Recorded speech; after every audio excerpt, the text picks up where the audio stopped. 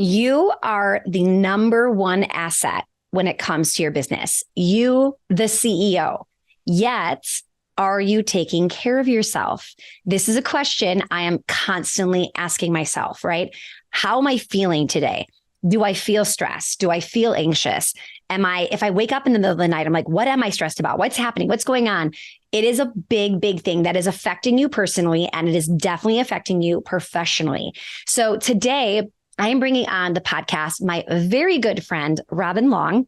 She is founder of Lindy Well. She has a Pilates-based membership with like tens of thousands of people in her membership. It is one of the largest communities I have ever seen. Robin's amazing, so I am not surprised that her business just continues to scale and scale and scale. So Robin is an amazing multiple seven-figure a year business owner. However, we're talking about her brand new book, Well to the Core. And I'm taking a different take on it. So maybe you heard Robin on somebody else's podcast. However, we're talking about really looking at these strategies from a business owner's perspective, how you can squeeze this in, and how it's not about like the outside aesthetic of what you look like, but it's about the energy you will gain, right? And you will bring into your day. Or you will leave your workday and how you show up for your kiddos, your spouse, right? Your significant other. So I'm really, really excited for you to hear. It was one of those episodes where we just kept going on and on and on. We hung up and then we stopped recording and then we kept talking. We're like, we should have kept recording. It was so good. We just kept going on because this is truly something we both have struggled with as being a busy business owner. And we also both are constantly trying to evolve and improve. And she's sharing all of her strategies. I share a few things that I've noticed when I am getting blood work, things that are showing up on my tests and all of that. And I think you're going to be really interested to hear because you don't know that you need to focus on this until, not that it's too late. Sometimes it's too late, but sometimes it's just, wow, it is now urgent and work has to completely stop because you have to take care of yourself. And I don't want to get you to a place where you burn out. We want to make sure that this business you are running is sustainable. And the only way it's going to be sustainable is if you are taking care of you. So I am so excited to introduce you to my friend, Robin Long. Hi, Robin. Welcome to Well Oiled. Thank you. I'm so excited to be here. Oh, I'm so excited. We haven't chatted on the podcast in a while. And if anybody didn't catch that first episode, I would love to do a quick recap of your story and just how you started, like what probably was the tiny little business, which is now this like massive business. Can you kind of share that entrepreneurial journey with us? I think I fall into the category of the accidental entrepreneur, although I don't love that term because, as you know, it's like none of this happens by accident. Right. However, I'm one of those entrepreneurs that my passion turned into my career, which turned into a business. And I've been just evolving with it over the years. So I started as a Pilates instructor, teaching traditionally as one would in fitness studios and boutique studios, training private clients. And I quickly recognized that I was going to hit a ceiling. So I was raising my rates. I was charging as much as I could per hour. I was working at as many hours a day as I possibly could, 5 a.m. to 7 p.m. and really recognizing like, okay, not only is this unsustainable, I'm going to burn out. Mm-hmm. I'm getting paid by the hour and this is my max. And I was about 26 years old, so I was like, where do I go from here? And more importantly, how do I, eventually I wanted to have a family. I wanted to have a little bit more time freedom. And I wanted to know, is that possible with a career in fitness? So I felt like I was at a crossroads. I was either going to just leave the fitness industry and go into marketing or PR or something that I was drawn to, or I was going to figure out a way to scale a business. So it was around that time that I thought I could teach some of this online. So I had my iPhone in my little 700 square foot apartment. I had a 2-bedroom with my husband. And I was the tiniest little place. What year is this?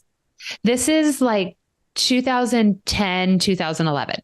So this is pretty early on and like, let's grab my iPhone and do something. Yes. This was not, Wow. YouTube was there, but This was not, there was no Instagram. I mean, maybe Instagram was barely starting. I don't think so. I don't even know. I was on Twitter. I don't even think I got on Facebook for business until I was like in 2010. Yeah. Yeah. So it's all new around that time. Right. So it was definitely like I feel like I could do this. I feel like I could, figure out how to do it. And I just had no idea what I was doing, but I filmed with my iPhone and I created a 6-week program called the Pilates Body Program. And I ran it. And I think I had 3 people sign up the first time. So, I think 2 of them were my clients and 1 of them was my mom. Okay. And, but I figured out how to collect a credit card via the internet and how to send stuff via email. It was all done via email. I partnered with a nutritionist at the time, and it was 6 weeks of Pilates videos and coaching and nutrition.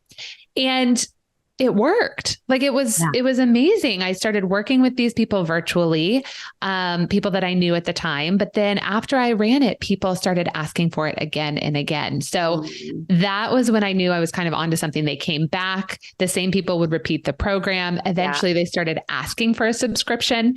And I said, no, I don't want to do that. I was at a time in my life where I'm like, I don't know how to do that. And I don't know if that's what I want to do. But eventually, as I kept running these programs, I saw the potential. I loved it. I loved getting out of the studio. I loved getting to use the creative side of my brain, the marketing side of my brain, and starting to blog and write and create content. So fast forward many years. I want to pause really quickly. Yeah. So it's funny because you're like, I don't want to do that. And a lot of times it is, I don't know how. That's scary. It's the uncomfortable. It's the unknown. And then fast forward, you're like, I loved it, right? How many people are listening right now that are turning down an idea because they just don't know, and that fear and that, right? And so I'm so happy to hear you're like, that was where you were, but then you broke through. What made you decide to just like figure it out? Yes, it was the fear of not knowing how to do it and just feeling stuck. And it was also, which I think is helpful to consider just in your career journey and in your entrepreneurial journey, it was also the season I was in. So I had had my first baby. I was really loving my time freedoms for the first time I'd ever experienced it. Right. So I really loved being able to run a 6-week program and then take time off and then decide when it would work for our family to run the next one, because it did take more of my time and energy. Right. And I loved that. And I didn't want to give that up. And I knew going with subscription membership, like continuity, that then you're on, like then you're delivering frequently. You have members paying you every month. And that scared me. And so part of it was resistance to stepping into something new, into that next phase of the business. And part of it was season of life, which I think is really awesome to look back on now. I have 4 kids, and it's like it's evolved with each season of my life and our family. So eventually I caught myself. I'm like, you know what? I'm running these programs all the time. I'm working constantly. I'm delivering constantly. Once I finish one, I'm getting ready to launch the next one. And so then we're doing it. You just didn't have them on like rinse and repeat. With Exactly. So it was recognizing that. And then it was also, my first membership site. I went to some web guy. At the time, I didn't really understand the difference between a web designer and a web developer. Okay. I do now. I still don't know quite what he was, but basically what he figured out was we launched the membership with a password protected blog. So that's all it was. The members would log in with a password. And then each month I'd have a blog post telling them their workouts, their recipes, all the stuff in that blog post. Well, I launched, and I think he thought no one was going to join, but I had been blogging pretty consistently, building a community, and I had 500 people join at launch. And this was about 8.5 years ago. And nobody could log in. Nothing worked. I had 500 people emailing me saying, what is this? And this was all new for people back then too. So, and he just ghosted me, just disappeared, just stopped responding. And so all that to say, found another person, worked through it. Here I am 8.5 years later. That's just one of many bumps along the way, but I didn't know how to do it. I did it anyways. It was kind of a mess, but it worked out. So just stepping into that discomfort and unknown is sometimes, still to this day, just figuring it out as you go is sometimes the only way to do it. Okay. Fast forward, Lindy Well, what does it look like today? Yes. So today we have a global community of members. So we have we have members in over 100 countries around the world, which is one of my favorite things to think about. And we essentially have an app and membership community that provides Pilates workouts, breath work, nourishing recipes, and community. And our focus is really about helping people take a unique and often kind of countercultural approach to health and fitness. So we focus a lot, I'm sure we're going to talk about a little bit about that today, but we really try to shift the way women in particular are approaching health and fitness to get down to the guilt and the shame and the pressure and the all or nothing mentality that keeps so many of us stuck. And that was my story for years. So it's really born out of that struggle of my own. I love it. And I'm becoming really into breath work. So I love that you guys added that as such a core part too. So, okay, I want to talk about your newest book. So is it Well to the Core? Well to the core. Yeah. Well to the core. All right.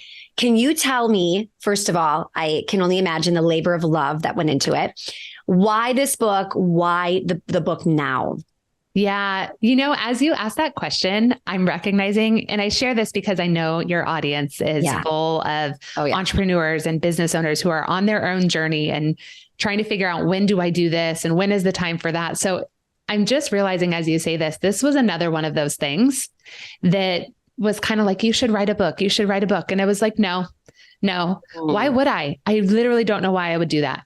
I was building this online business. I'm like, I'm generating revenue. I'm creating a community. It's working here. I literally don't understand why I would write a book. That was my story for many years. Yeah. And then as life does, and as seasons change, where I'm at in my business, where I'm at in my life, I just started getting the feeling, honestly, I'm very intuition led, that I think it's like, it feels time to write a book. And the reason really, I think for that is it felt like the time to really continue to position my point of view and Lindy Wells' point of view in the health and wellness space and put it in another medium. So not digital, that our members in our community and then people who are not yet a part of our community could actually have in their hands, see it all, because we forget that not everyone is seeing all of our content and understanding all that we're about. And it actually took an and never in the right order.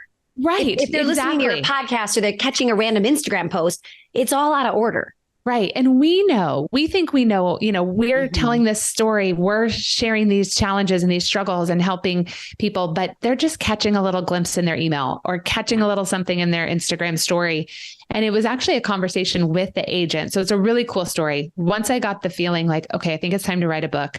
Another person on my team was like, who's like my right-hand person. She was like, I think it's time for you to write a book. And I was like, okay, that's two confirmations. Yeah. Then I was like, okay, I'm going to reach out to this agent, just kind of put it away in my mind.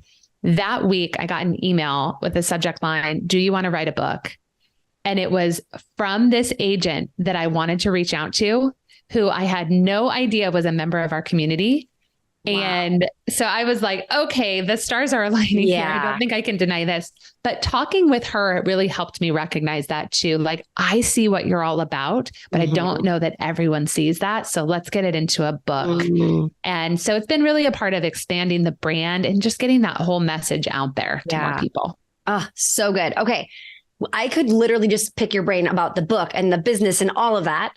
But I do want to really emphasize this episode on my business owners listening, and are they taking care of themselves?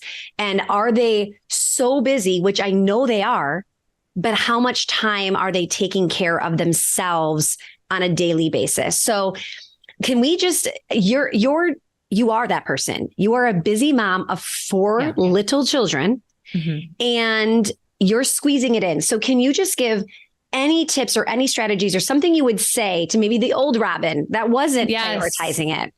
Oh gosh. Again, so many different seasons I could talk to myself in. And for everyone listening, I love this conversation because this is just getting real. And like Stacy said, we are in this same challenge day to day, right? How do we juggle a business, a team, a family, and our own self-care? I mean, it can feel nearly impossible.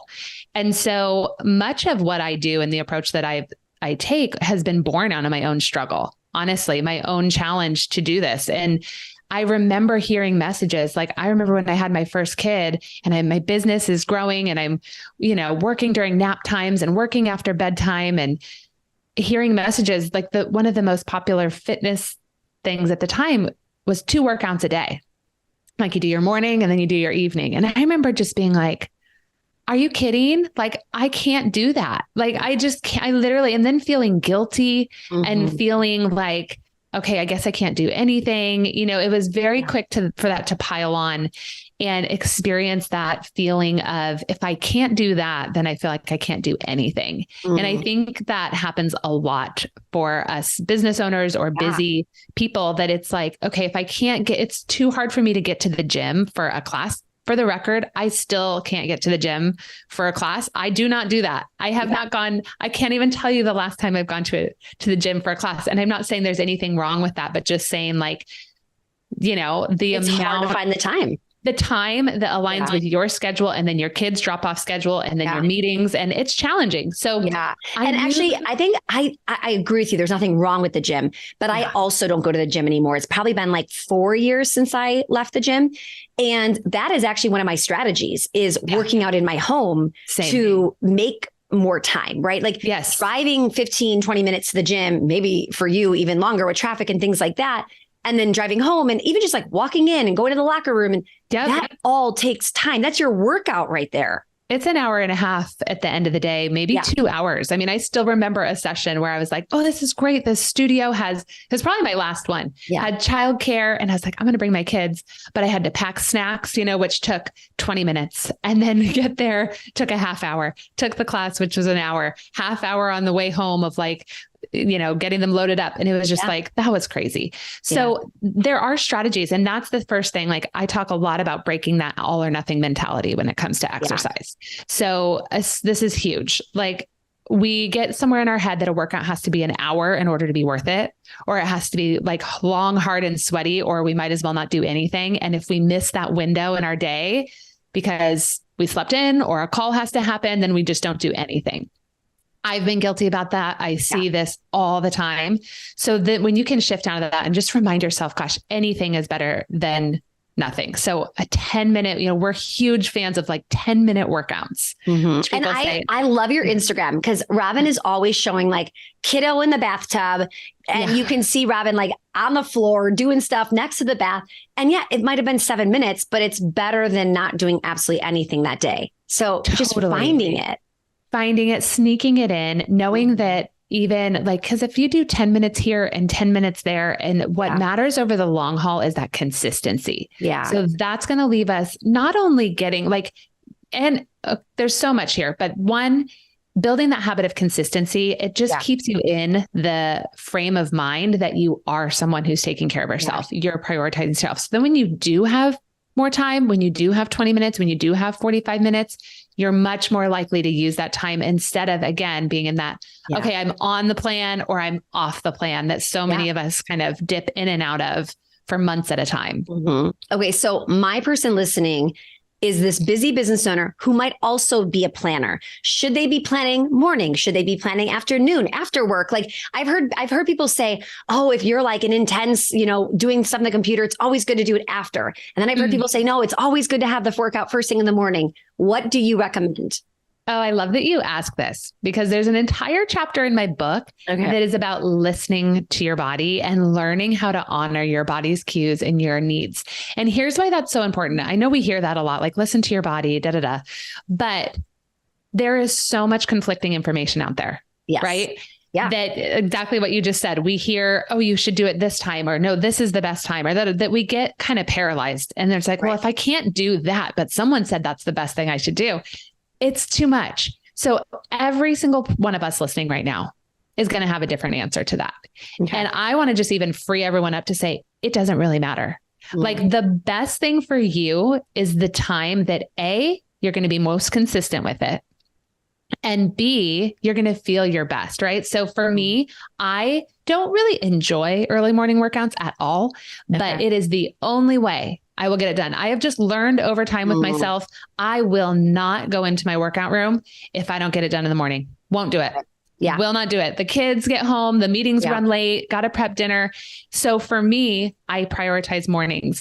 Okay. However, like walking, I love to do after a long day of Zoom meetings. Yes. Like get off the computer. So starting to tune in to even if you have different things, like when do you love to do your walking? When are you most motivated? When do you love to do your weights or your Pilates or your stretching? And have a plan, but keep it flexible. So plan your week, have an idea, put it in your calendar, but also understand life's going to happen. Yeah. And if you go off one day, it's okay. Start back the next day. Right. Yeah. I love that. Yeah. And the listen to your body. I also think, like you said, know yourself. I know that if I don't work out Saturday morning, there is 0% chance I will work out Saturday afternoon. Yes. It's Saturday and something always pops up. So I actually like to work out now in the afternoons when I'm done working. Yeah. But on the weekends, I have to do it in the morning or it doesn't happen. Yes. So then that you're just understanding your family's rhythms, your personal routines, what's more likely for you to actually happen. And that's more important than what any expert will tell you is like the best time of day, if that makes sense. For sure. Okay. So one thing that I find a lot when I do like blood work and things like that is, let's say I have a high cortisol. Which surprise, surprise. So there could also be people that maybe do work a lot and they feel that stress. I would never, ever have said a few years ago that I was a stressed out person. I actually always would tell people I don't get stressed. And I remember somebody said to me, there is 0% chance you could not be stressed with what's on your plate. You just manage it well. Yes. And I was like, oh, I had no idea. So the walking, the working out, a lot of that, if you're thinking, I don't have time to do this, I'm busy running the business. I'm now thinking I have to do this because I'm busy running a business. Can you kind of just touch on the importance of like the mental health that goes along with the workouts? We're not just thinking, oh, workout to be skinny. Like I want to make sure people understand that part too. Yes. Right. And everything that I do, in my book, it's all about reframing. What is our why? So this touches right on it, right? Like when we continue to equate just exercise and food and how we eat with our aesthetic appearance, like it's not motivating. I mean, we may feel like we're going to get motivated before a vacation or before a trip, but we're just going to end up beating ourselves up. We're going to end up staying in these same negative thought loops that even if we achieve the goal, we're going to stay stuck in that thought loop. So reframing is huge. And one of those things that you brought up, so Stacy, you could have been basically speaking my inner monologue. Now, I was in a place just a couple of years ago where I used to say the same thing. I'm not stressed. I am not a stressed out person. Like I don't go through my day like, oh my gosh, I'm so stressed out. No, because we just handle it. Right. Yeah. And here's the interesting thing. I now have like my cortisol tanked. So I went from high cortisol to basically non-existent cortisol. So I went further than you. So which you're is actually another in a better issue? place. Yes. So here's what was happening for me. Okay. And I have heard this. I am telling you, I think we are in an epidemic of this among women. Because of the number of people I speak to who are experiencing similar things. We've all heard things like adrenal fatigue, adrenal burnout. This is all connected. So when your cortisol is pumping high, it is helping you give that energy, right? Cortisol is, our body is here to support us. So when your cortisol is pumping high, it's giving you that go, go, go. It's like, you can handle this. You need to get through your afternoon. Here's the pump of cortisol. You need to get through dance pickup and practice. Here's your pump of cortisol. Got to make dinner. And it keeps you going. So it's actually, our body is like, yeah, we're here. We can do this. And then what happens over time, if you don't pay attention to that, is what happened to me. So over time, my body was like, we can no longer do this. Like, this is no longer helpful. So we're going to actually stop. We're going to dial back that production of cortisol because, this is unsustainable and you've done it too long. It's protecting you. So my symptoms then were fatigue. Like extreme fatigue. I would get to the end of the day and I'd be so tired. I could not even talk to my husband. Like he'd be like, I'm like, literally don't ask me a question. Like my brain doesn't work. I would get to my afternoon meetings and I'd just be brain fog. And so essentially that cortisol stopped giving me that boost. Right. And then there's so much more we could talk about here because even certain foods like stimulants, like caffeine and stuff, that actually helps spike that as well. So that's not a good thing. When we're relying on these spikes, we're not in a sustainable place. Yeah. So all that to say, our body is amazing. And if you are a high performer, there is a good chance you are spiking these cortisol levels throughout the day in order to get on that meeting and give that boardroom presentation or speak to your board or do that sales call, whatever it might be. So yes, this is crucial that we are aware of this, especially as women, and have practices in place to make sure that we are keeping those cortisol levels in check and bringing those stress levels down. So this is really important. And even in the sense of that changed the way I worked out. So I was not able to do high intensity workouts because that spikes your cortisol, right? So if you're in so I completely stopped those as well because it was just too much for me. Right. So you just have to look through a new lens. Like, what are those things that bring my nervous system down? And low impact exercise is a great way to do that. Walking is a great way to do that. Getting off of screens or putting boundaries around screens. So we forget that even things like looking at social media, pings from our email, these are all stimulating our nervous system. Unwinding in the evening, making sure you're off screens. Breath work, you mentioned, these are, and so as high performers, we have to have these in place. I don't care if you feel stressed or you don't feel stressed, to your point, as a necessary part of your life so that you can show up and not burn out. Because when I burned out, I couldn't show up for my business. I had to cut back. I had to change things, and that had an impact. Yeah, absolutely. Big wake up call for sure. And I think you don't want to get to the point where you have to have the wake up call. It's forcing you to have it, right? You want to get before that so you can fix it and maintain it. So you're a mom. A lot of listeners are parents as well. What are you doing? Your kids are watching, right? We know this. They're watching, they're observing. What are you doing to help them, like raise them, having just like great, like how do I say this? Just confidence, the mental health, the feeling good about their body. What are you doing, or how are you being an example for them? Yes. Well, working on it every day, never perfect. So putting that out there. Yeah. But I will say, like you mentioned, our kids are watching even more than they're listening, right? So the more we become aware of our own journey, our own approach to health and fitness, our own practices for managing stress, our own self-talk, that's what's going to impact our children the most. So we could turn around to our kids and say, you're beautiful, you're strong, you're confident, like be confident in yourself. But if they see us beating ourselves up, if they see us making comments about our body in the mirror, or not even comments, sometimes we might not be making the comments anymore, but their body language, these pants are, and just walking out. They're watching. I have a 10-year-old. We have close ages. My 10-year-old is in a whole new level now. She's 10 and she's a girl. She's watching everything, every move, my makeup, my hair routine, everything. But they notice these small things. So first, not only being aware of how you talk, but also your body language around yourself. Yeah. When I create, like you said, expressions, the way you're looking in the mirror, the way you're like touching your body while you're looking in the mirror, and they're watching you that way. Yeah. My kids will make comments all the time about my body. Like they'll come up and like squish my thighs and be like, look at these big squishy things. Why are they so big? They'll do things like that all the time. Oh my goodness. And even there, what's my response is the most important thing, right? So it's really quick to be like, tempting to be like, oh, don't say that. Or like, leave me alone, right? Like as if it's an insult. They're not insulting me. They don't think that my big squishy thighs are bad. They're just playing with them. They're just recognizing like these are squishy compared to mine. And there is no judgment, right? So my job is to just respond and be like, I know, I love my legs. They're so strong. I love how they let me run. I love how they let me go for walks with you, or just neutral. Wow. Which I can guarantee you most people do not answer like that.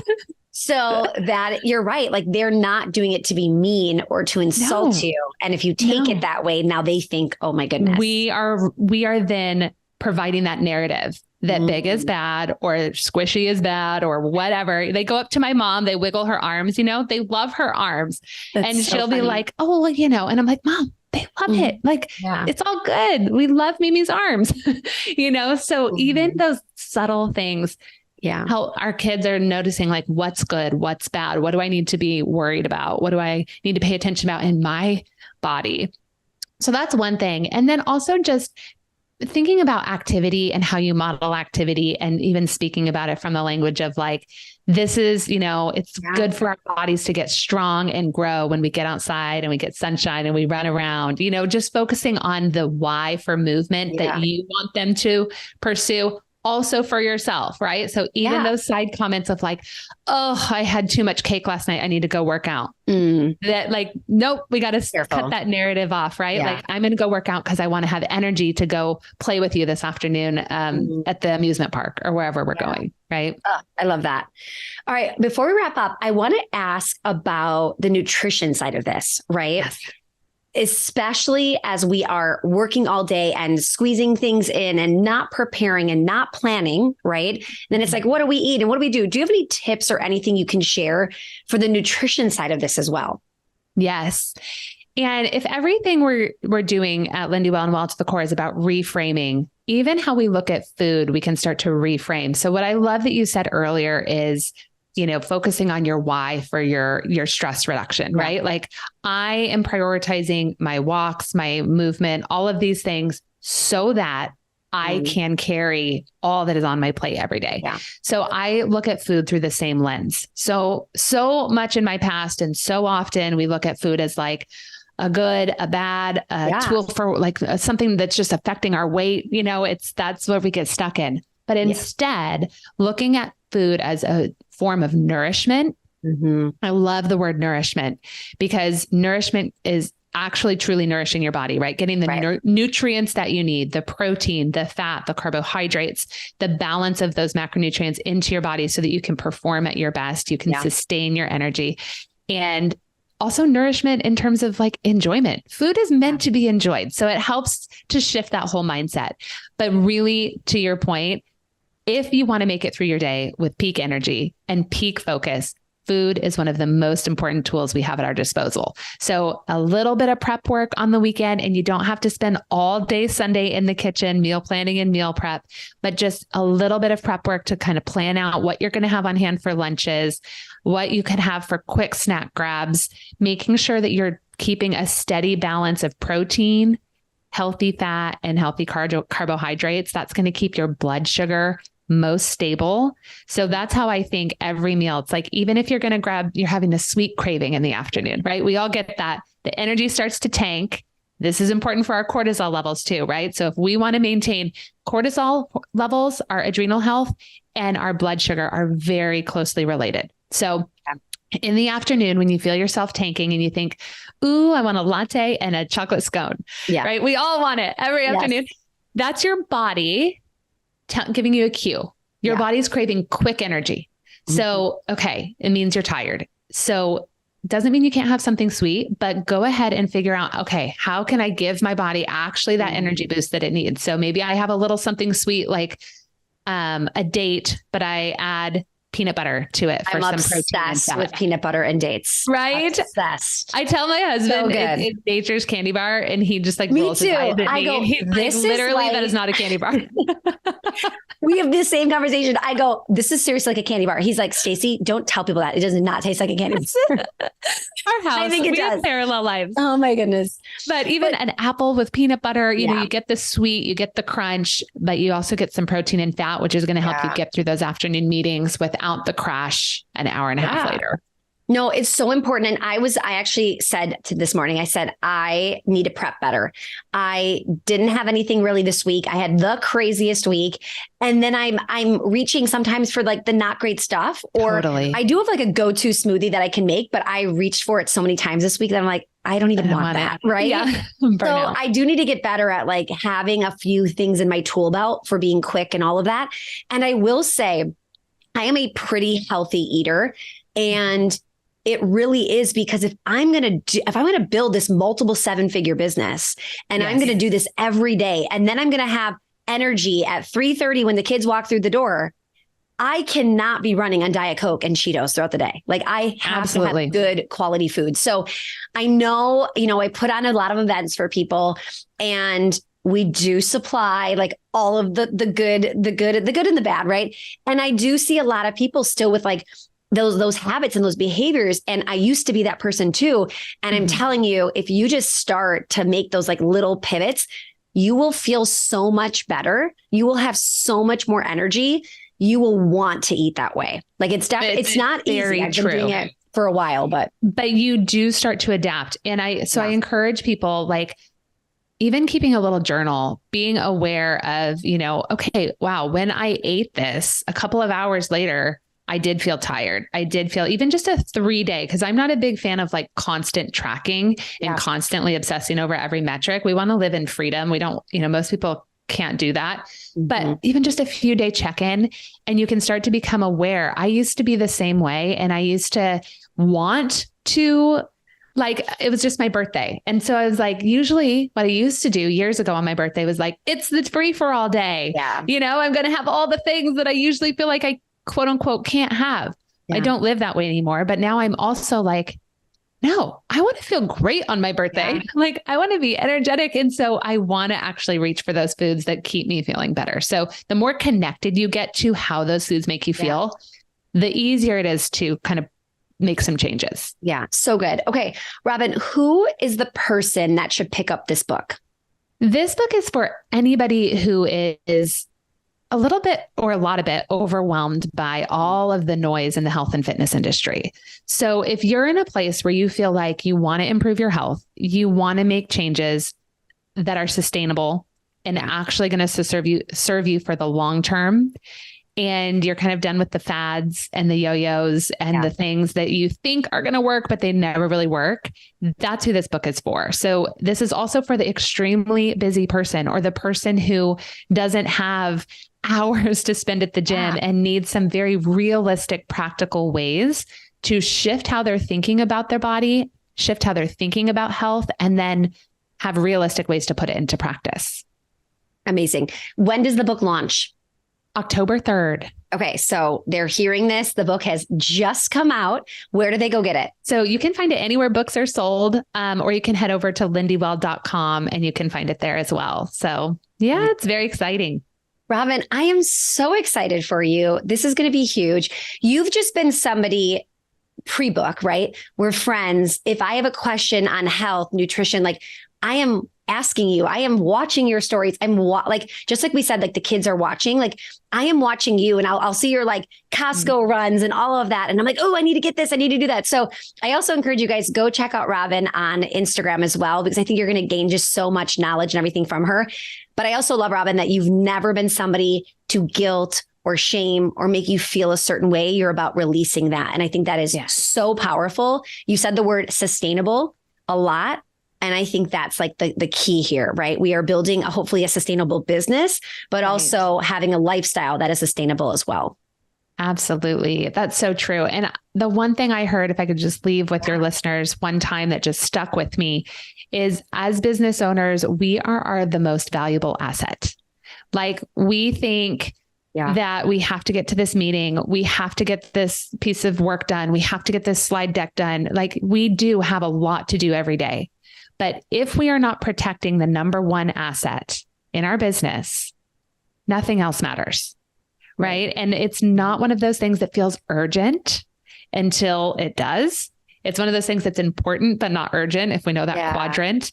Yeah. So we have to take it upon ourselves, surround ourselves with support and community, and even other entrepreneurs and business owners who care about this, to prioritize that, because everything else is going to pull you in other directions. Mm-hmm. So I just want to leave everyone feeling encouraged that move the meeting, schedule that hour for yourself, schedule or that 20 walk on minutes the treadmill for yourself. Yeah. Walk on your treadmill. My new favorite thing has been walking one-on-ones. So I just tell my team, I'm like, hey, do you want to get off Zoom? And they're like, done. Yeah.